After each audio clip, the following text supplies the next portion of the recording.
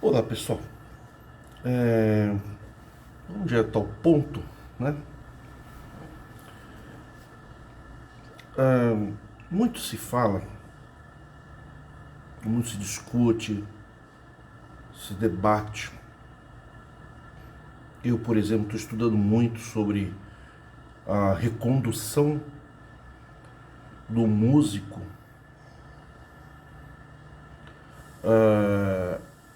ao seu cargo,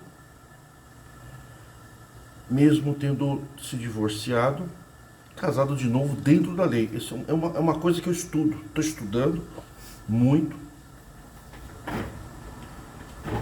Por incrível que pareça, quanto mais você estuda, mais você percebe como a congregação cristã no Brasil é uma igreja divorciada da segurança jurídica em face dos seus frequentadores.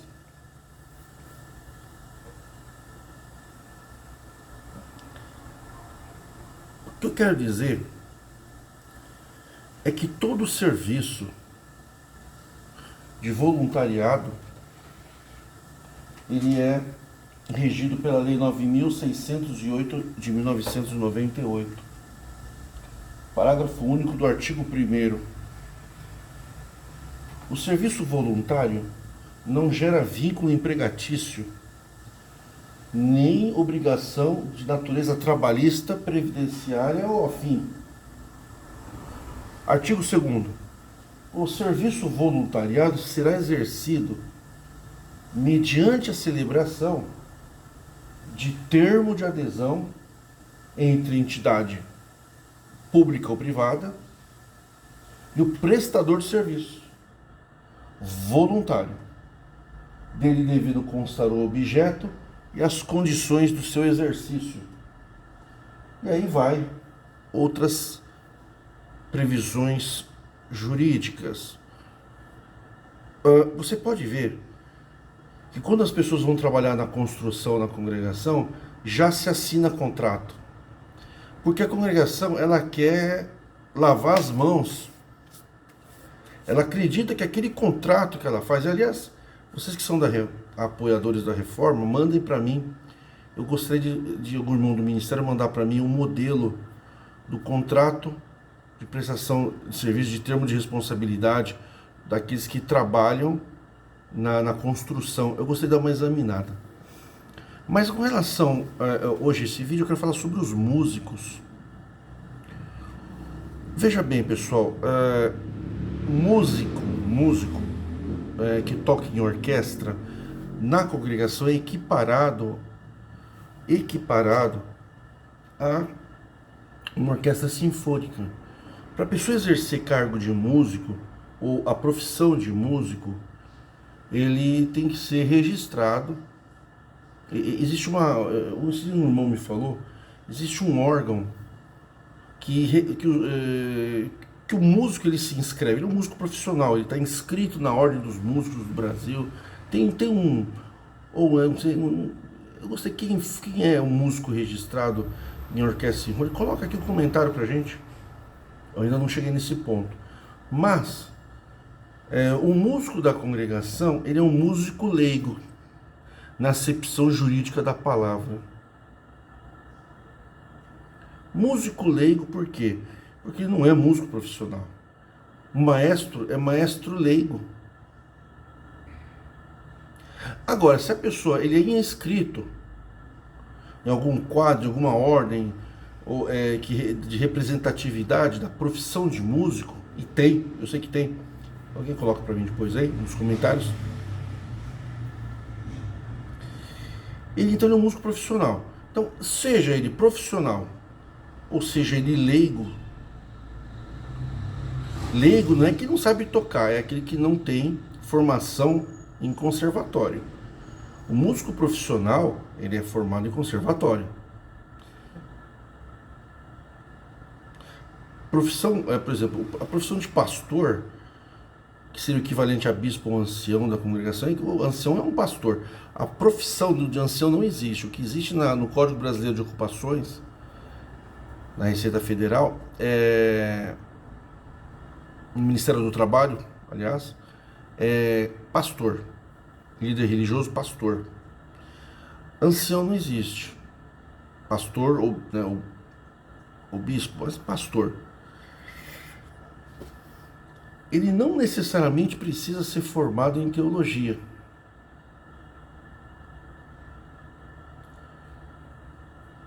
Mas o teólogo, a pessoa para dizer que vai ensinar a Bíblia, ou ele é professor bíblico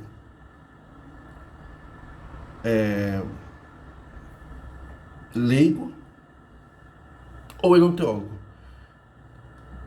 Denota-se que a profissão, não é a profissão, mas a função, aquele que ensina a Bíblia, ele deve ser teólogo. Porque não é só o que está na Bíblia, é toda a concepção. Tem pessoas que sabem o que está escrito na Bíblia, mas não tem concepção nenhuma.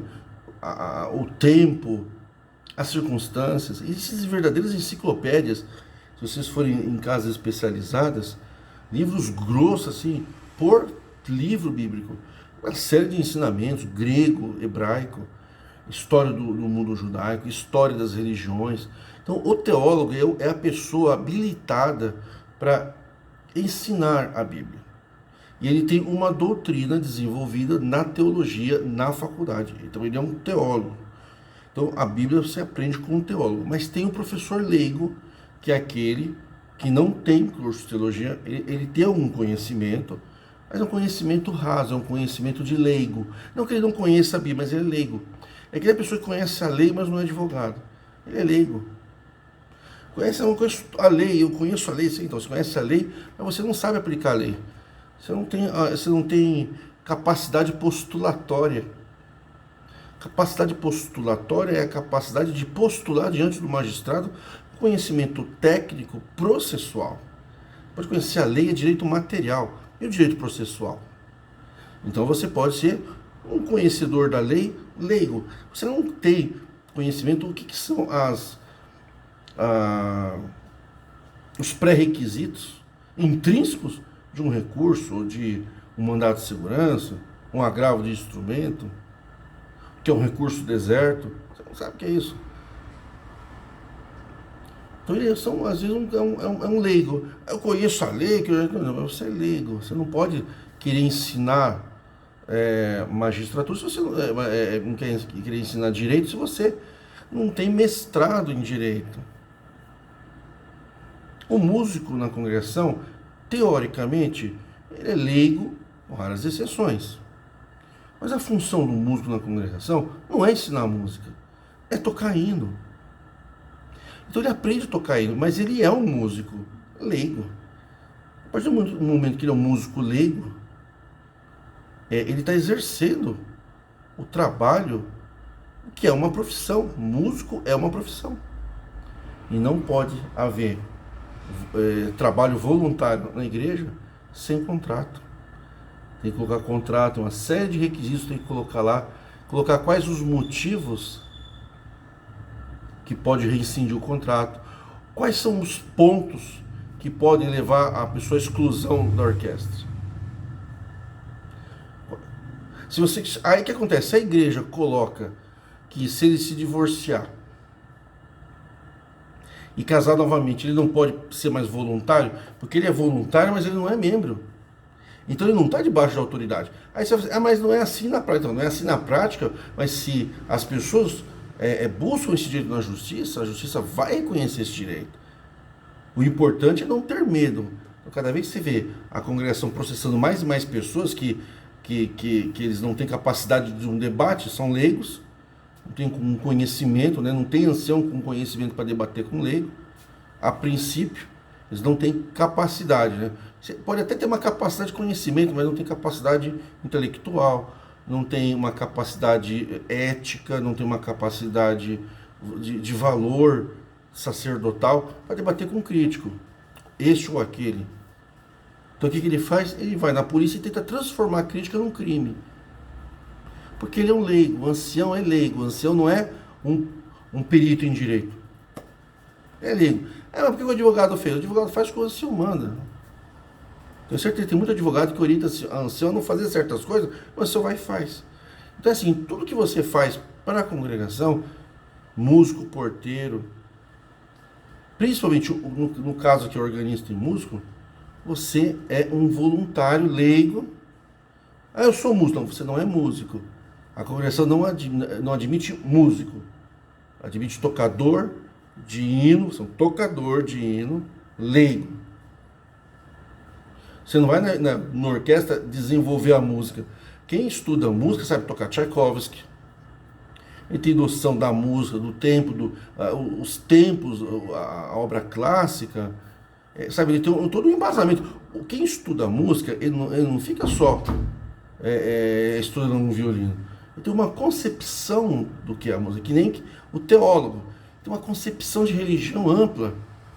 E aí ele sabe que tem muita coisa na Bíblia, por exemplo, que os pergaminhos foram encontrados até tal verso, e a partir dali o copista escreveu o que ele quis. Então ele tem conhecimento para saber quais são versos que hoje diz que é a palavra de Deus, mas que na realidade não estava nos escritos originais. Porque ele é um perito, ele estudou.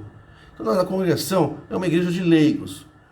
O cara que prega, não precisa estudar que Deus revela. Então, ele é um leigo. O ancião, ele não tem capacidade de ensinar a Bíblia. Ele é leigo. Agora tem um dos presidentes de ancião que é teólogo, que também contraria a doutrina da congregação, né? Que não era para estudar teologia. Agora nós temos um dos presidentes de ancião que é teólogo. Você vê como é que é, né?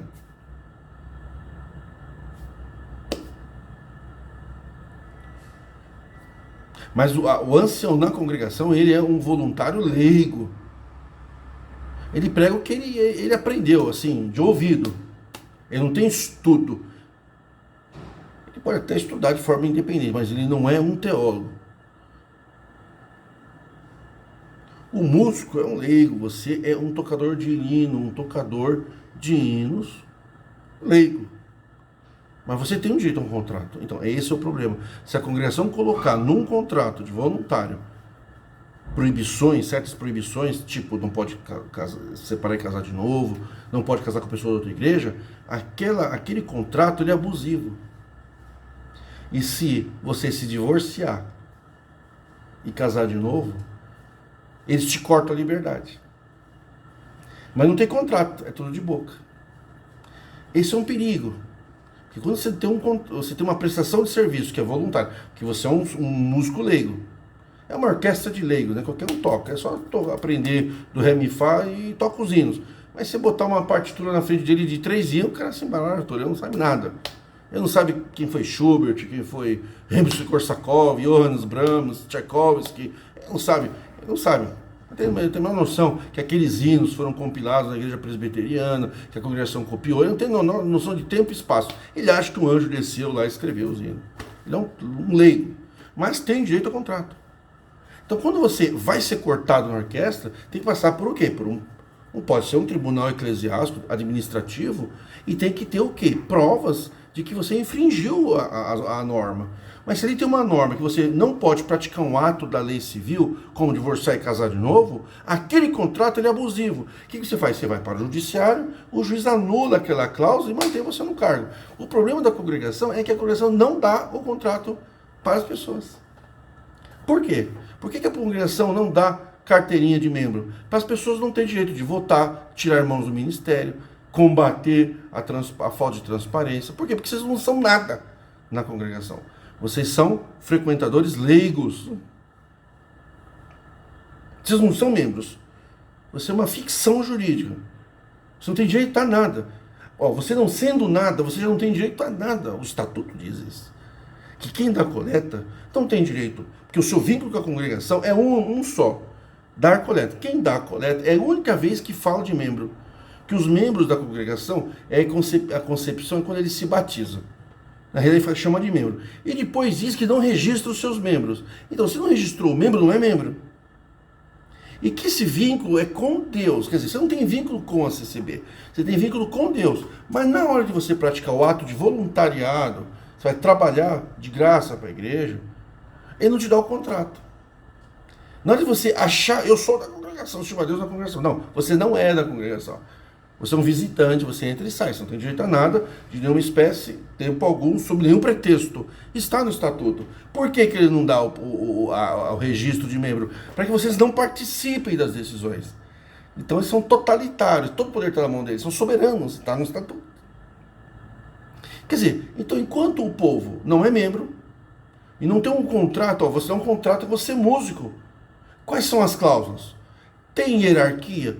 Tem cumprimento? Porque às vezes o contrato de voluntariado, ele é uma prestação de serviço trabalhista disfarçada. E um juiz pode ler um contrato de voluntariado e entender que, embora está escrito voluntário, o cara tem relação empregatícia. Ah, mas é tudo voluntário. Então é voluntário, para ser voluntário tem que ser escrito. Se não é escrito, presume-se o vínculo trabalhista. Esse é o ponto. Ah, mas nós não damos o contrato. Mas tem que dar, está na lei. Todo trabalho voluntário é mediante o contrato de voluntariado. Então, agora é o seguinte, agora as coisas vão caminhar mais. O Ciência CCB, o canal Ciência CCB, vai partir fortemente para a área jurídica, já que vocês se dispuseram a tentar calar os críticos, e aqui eu falo no âmbito jurídico, então que tal dar uma dose de conhecimento a mais para o povo? Então, você já entendeu nesse feriado, né, de 15 de novembro. Você não é nada, você não é membro. Você é membro oculto. É um membro, é oculto. Você não tem... Por que oculto? Você está escondido diante da lei, você não é nada. É como um cara casado, eu sou casado com uma mulher. Se alguém perguntar, você é o quê? Não, não é nada minha. No particular, nós somos casados. Para ir para a cama, nós somos casados. Mas diante da sociedade, não somos nada. É um amante oculto. Um amante sem reconhecimento jurídico, sem que a sociedade reconheça. É um relacionamento extraconjugal. É um relacionamento extra-cristão, extra-templário, extra-cristão. Você não é nada. Você, a igreja, não, quando ela fala de membro, ela fala do ministério. Ela não coloca o teu nome. O teu nome não está em lugar nenhum. Você não faz parte da igreja. Você é o quê? Doador de dinheiro. Você dá dinheiro, já sabe que não tem direito a nada. Não tem direito a recibo, não tem direito a prestação de conta, nada. De reclamar, de nada.